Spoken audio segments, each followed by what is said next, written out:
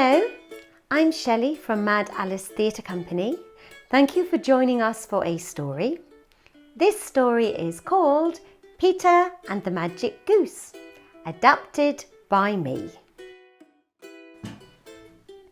Once upon a time, there was a farmer's wife called June. Her husband was always busy working the land and looking after the animals, but she was just so lazy, grabbing any chance for a nap. She had 3 sons and was always getting them to do as many jobs as possible. There was Jacob, the eldest, then John, and then there was Peter, who was the youngest. Peter was kind, but not very clever. His brothers always played tricks on him and blamed him for all their wrongdoings, and his mam was just as mean to him. One day in early winter, Jacob! We're in need of firewood! Go and chop down a tree! But do be careful. Grab yourself a piece of cake and a bottle of milk to take with you, but come back when you get tired because that no-good brother of yours, Peter, can go and finish off! while Jacob was lazing under the tree, he very much took after his mother. An old beggar man came along. Please, can you spare me some of that lovely cake of yours? I haven't eaten for days. On your bake? Said lazy Jacob. Why don't you get yourself a job like I have? Then you can buy your own food. The old man said nothing, but toddled away. Lazy Jacob did chop down one branch, but then he slipped, fell on his axe, cut his arm, and had to go home. It was only a small cut, but any excuse. Ah, Jacob! Me poor little lambkins! You go and have a lie down and your no-good brother Peter will bring you a nice bowl of broth. John! Do be a dear and go and finish chopping down that tree. Grab yourself a chicken sandwich and a small bottle of ale to take with you. But come back when you get tired because that scallywag brother of yours, Peter, will go and finish off. John also took after his mother and his elder brother too. While he was lazing under the same tree, along came the same old beggar man. Please, can you spare me some of that lovely sandwich of yours? I'm dying of hunger. Not on your Nelly, said lazy John. If I gave you some of my sandwich, I'd be dying of hunger. Again, the old man said nothing, but toddled away. John didn't chop down any branches at all, because on the first strike of his axe, he missed the tree and caught his big toe instead, hardly grazing it. But he wailed and screamed and yelled all the way home. Oh, Johnny John, me poor darling duckling, go and rest your distraught self. Peter, go and make that darling brother a nice steaming hot mug of chocolate. And get you that tree sharpish and bring me back enough firewood for a week. Grab yourself a crust of bread and you can drink from the stream on the way if you get thirsty.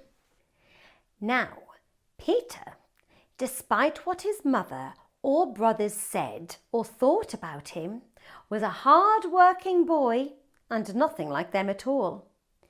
As soon as he arrived at the tree, he set to work. Within half an hour, he had chopped down a huge pile of logs. So he sat down, took the crust from out of his pocket, and he was just about to take a bite when the same old beggar man appeared. Please, may I have just one crumb of your bread? I'm weary and I will surely die of hunger very soon. Of course you may. In fact, please, have it all. I'm very hungry, but your need is greater than mine. Please, come and rest beside me for a while. You are kind-hearted, so I will tell you a secret. Cut down the trunk of the tree. There, in the centre, you will find a strange creature, which you must carry to the king. If anybody tries to touch this strange creature, it will cry out. And when it cries out, you must say the words, "Hold fast, hold fast, hold fast." The old man finished eating the bread, thanked Peter, and then toddled off on his way. Peter then took his axe and chopped at the tree with all his might until the trunk fell to the ground, and there in the centre was a goose. Take the goose to the king. Oh, I've forgotten what I have to say. Can you remember? Thank you. Hold fast, hold fast, hold fast. Oh, you might have to help me on my way. Will you? Off we go then. So Peter set off on his way to the king's palace. On his way he passed an inn, and the innkeeper's daughter was looking out of the door. Ooh, what a beautiful goose. One of its feathers looks so fine in my hair. Oh no, I can't remember what to say. Can you? Thank you. Will you say it with me? Here goes. Hold fast, hold fast, hold fast. And the innkeeper's daughter's hand was stuck to the goose. Help! Help! Set me free from this horrid goose. But Peter wasn't very clever, and he just kept walking along, not realising what had happened. As Peter passed the stable yard, the innkeeper's daughter was screaming so much that the stable boy came out to see what was going on.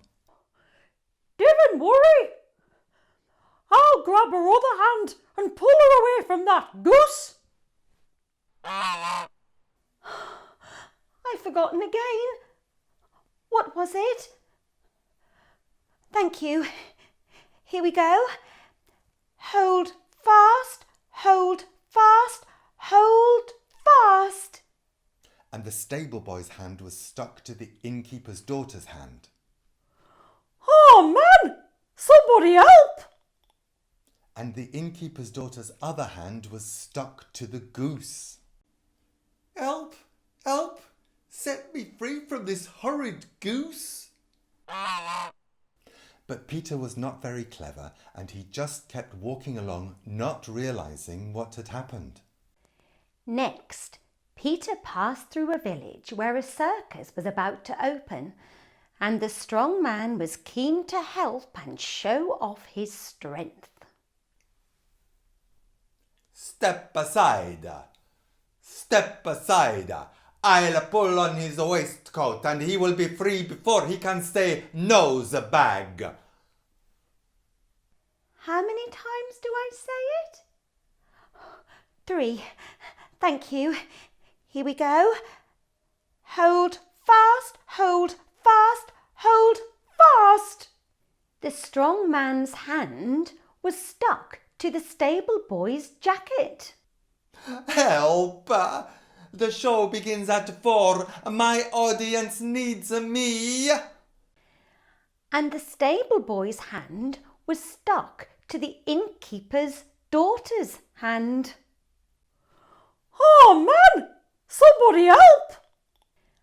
And the innkeeper's daughter's other hand was stuck to the goose. Help! Help! Set me free from this horrid goose. But Peter wasn't very clever, and he just kept walking along, not realising what had happened. As Peter passed further through the village, he bumped into the mayor, who found the strong man's cries too loud for his sensitive ears.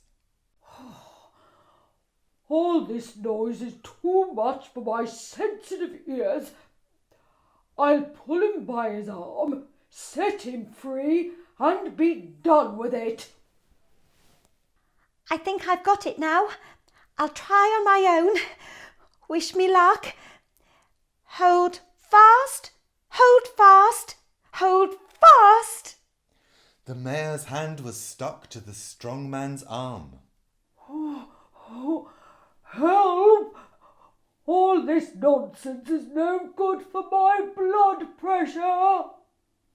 The strong man's hand was stuck to the stable boy's jacket. Help! The show begins at 4. My audience needs me. And the stable boy's hand was stuck to the innkeeper's daughter's hand. Oh man! Somebody help! And the innkeeper's daughter's other hand was stuck to the goose. Help! Help! Set me free from this horrid goose. But Peter was not very clever, and he just kept walking along, not realising what had happened. As Peter passed further through the village, the mayor's wife chased after him. Oh, my darling Poopykins! I'll just grab him by his coat and save him. Here we go again, all together. Hold fast, hold fast, hold fast. The mayor's wife's hand was stuck to the mayor's coat. Oh, me and my darling Poopykins, now we'll never more be parted. The mayor's hand was stuck to the strong man's arm. Help! All this nonsense is no good for my blood pressure. The strong man's hand was stuck to the stable boy's jacket. Help! The show begins at 4. My audience needs me. And the stable boy's hand was stuck to the innkeeper's daughter's hand. Oh man! Somebody help! And the innkeeper's daughter's other hand was stuck to the goose. Help! Help! Set me free from this horrid goose. But Peter wasn't very clever, and he just kept walking along, not realising what had happened. Peter eventually arrived at the king's palace. His beautiful daughter, the princess, was in the grounds. She was such a serious character. She rarely smiled, and she never laughed. But as soon as she saw Peter and his goose and the train of people being dragged along behind him, all stuck together, she burst into fits of giggles and couldn't stop. The princess laughed out so loud that the king could hear her in his study. He ran outside and he couldn't believe his eyes or his ears. The king had promised that the first person to make his daughter laugh would be granted one of 2 wishes, £1,000 or a piece of land. A piece of land, thank you very much. Peter then stroked the goose's head and instantly everyone was set free. The princess thought Peter was the handsomest young man she had ever seen. Peter grew up to be a strong and handsome man, worked his land and made money from it. He even became a brave knight. The princess grew up happy and merry and joyful. And eventually Peter and the princess were married. And as for the goose, it flew back to the forest and was never seen again. Well, that's it. Great that you were here for another story. If you liked it, please press the like button, share it with your friends, and let us know what you thought by leaving us a comment. We'll see you again. Bye for now.